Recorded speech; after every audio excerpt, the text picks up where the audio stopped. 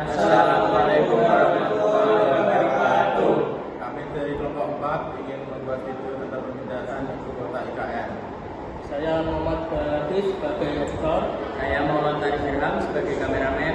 Saya Muhammad Fatih Rizky sebagai profesor. Saya Muhammad Rifadul Yunas sebagai pembawa berita. Saya Muhammad Daniel Fanda sebagai reporter.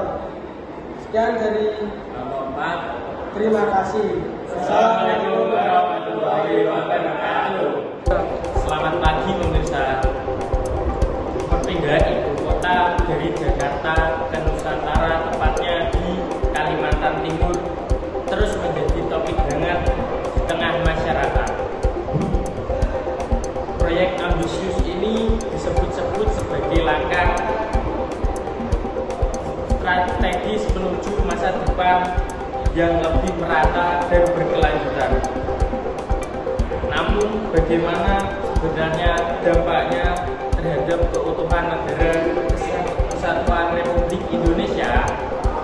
Pagi ini kami hadirkan laporan mendalam mengenai pro dan kontra di balik proyek pemindahan ibu kota negara berikut ini, serta bagaimana semangat persatuan dan kesatuan bangsa diuji di tengah transformasi nasional ini.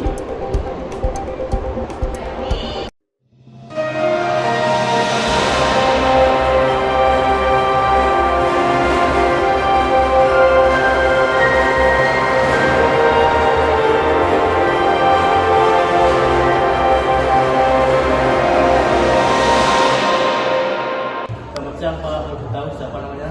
Nama saya Muhammad Tarif Ilham. Oke Pak Faris, menurut Bapak bagaimana pendapat Anda mengenai perpindahan ibu kota Nusantara? Menurut saya itu bagus supaya enggak semua pusat pembangunan ada di Jawa, biar daerah lain juga ingin merasakan maju. Kami juga mendukung, tapi khawatir juga karena hanya elit yang dilibatkan dalam akses tersebut. Karena kami juga ingin dilibatkan, bukan hanya jadi penonton saja. Pemindahan Ibu Kota Negara IKN ke Nusantara bukan sekadar proyek infrastruktur, melainkan bagian dari visi besar Indonesia 2045. Langkah strategis ini bertujuan untuk mewujudkan pembangunan berkelanjutan, memperkuat jaringan infrastruktur nasional, serta mendorong pemerataan pertumbuhan ekonomi yang selama ini terpusat di Pulau Jawa.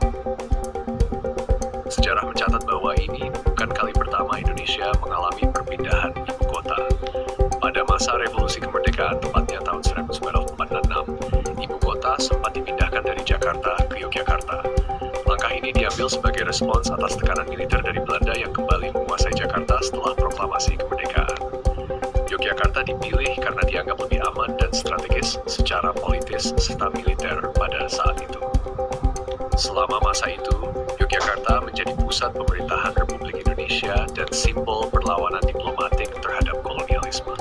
Setelah pengakuan kedaulatan oleh Belanda pada tahun 1949, ibu kota pun kembali ke Jakarta, yang kemudian tumbuh menjadi pusat pemerintahan, ekonomi, dan budaya nasional. Namun seiring waktu, beban Jakarta semakin berat. Kepadatan penduduk, kemacetan parah, polusi, serta ancaman tenggelamnya sebagian wilayah akibat penurunan muka tanah menjadikan kota ini tidak lagi ideal sebagai pusat pemerintahan. Oleh karena itu, pemindahan ibu kota ke Nusantara dipandang sebagai solusi jangka panjang untuk mengurangi tekanan terhadap Jakarta dan menciptakan pusat pertumbuhan baru di luar Pulau Jawa. Proyek ini dirancang untuk mengintegrasikan tata kota modern, berwawasan lingkungan, dan berbasis teknologi.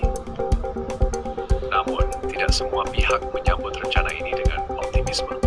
Sejumlah kekhawatiran muncul, mulai dari potensi terciptanya ketimpangan baru di wilayah tujuan, keterlibatan masyarakat lokal dalam proses pembangunan, hingga dampaknya terhadap identitas nasional dan semangat kebangsaan. Pertanyaan-pertanyaan ini mencerminkan pentingnya pendekatan yang inklusif dan transparan dalam setiap tahap pelaksanaan proyek.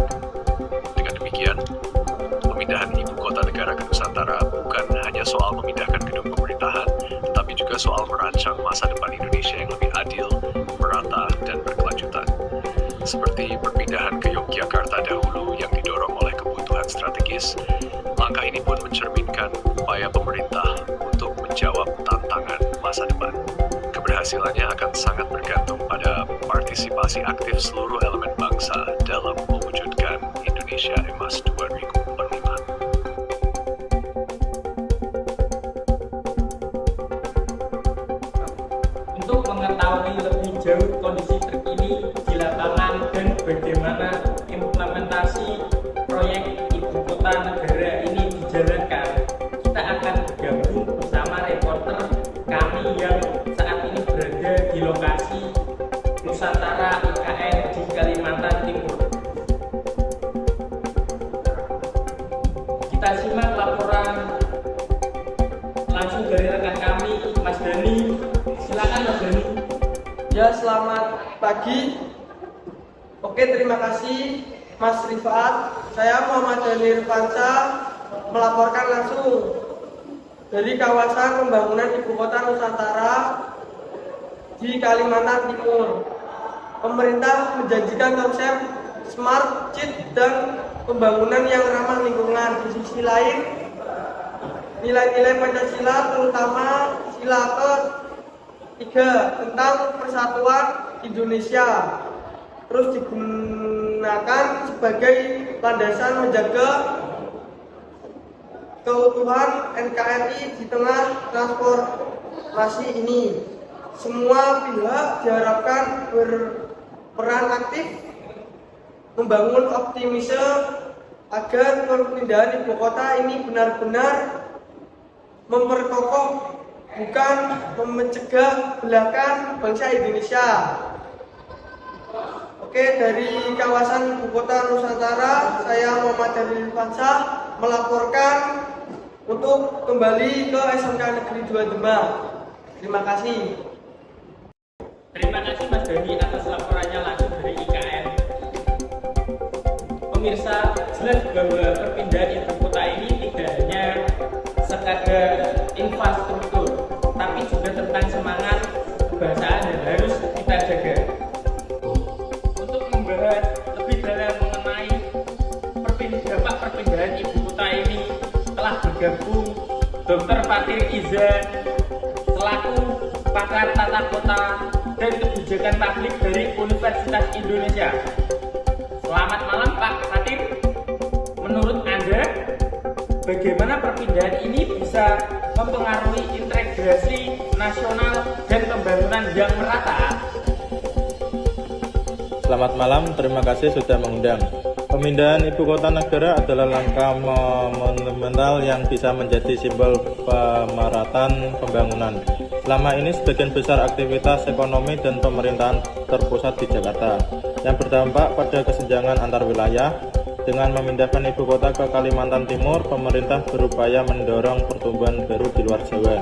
Ini bisa menjadi pemicu pemerataan asalkan pembangunan tidak hanya berfokus pada infrastruktur fisik, tapi juga pada pembangunan sosial, ekonomi, dan perlibatan masyarakat lokal. Ada juga kekhawatiran dari masyarakat bahwa pemindahan ini bisa memunculkan ketimpangan baru atau bahkan ketidakadilan. Apa yang perlu diwaspadai pemerintah? Ya, itu kekhawatiran yang wajar. Pemerintah harus memastikan bahwa pembangunan di ibu kota Nusantara tidak hanya melibatkan kalangan elit. Harus ada mekanisme partisipatif agar warga lokal termasuk masyarakat adat tidak hanya jadi penonton. Yang juga penting adalah masyarakat daerah lain tetap diperhatikan agar tidak muncul kesan bahwa Nusantara menjadi pusat baru yang eksklusif. Prinsip keadilan dan inklusi sosial sangat penting dalam proses ini. Apakah Anda optimis bahwa perpindahan ibu kota ini akan memperkuat persatuan Indonesia? Ya, saya sangat optimis dengan catatan bahwa prosesnya harus terbuka, transparan, dan adil. Jika dilakukan dengan pendekatan kolaboratif melibatkan seluruh elemen bangsa, maka ini bisa menjadi simbol baru lagi semangat persatuan sekaligus menjadi bukti bahwa pembangunan Indonesia tidak lagi Terima kasih Pak Dr. Fatir atas waktu dan pandangan yang sangat mencerahkan malam ini. Semoga pemaparan Bapak bisa menjadi bahan refleksi bagi seluruh pemirsa dalam menyikapi pemindahan ibu kota negara dengan lebih bijak dan utuh. Ya, terima kasih kembali. Semoga proses ini membawa kebaikan untuk bangsa kita.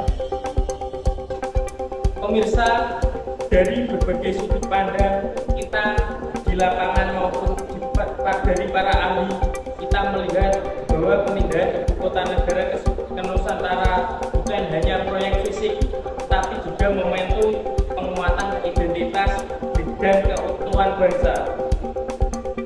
Dibutuhkan keterbukaan, partisipasi masyarakat, serta komitmen pemerintah agar cita-cita ini tidak hanya menjadi simbol kemajuan, tetapi juga bukti nyata bahwa pembangunan Indonesia adalah milik semua.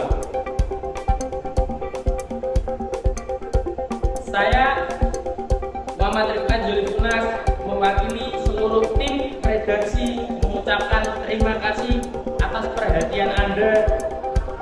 Sampai jumpa, tetap jaga persatuan dan selamat pagi.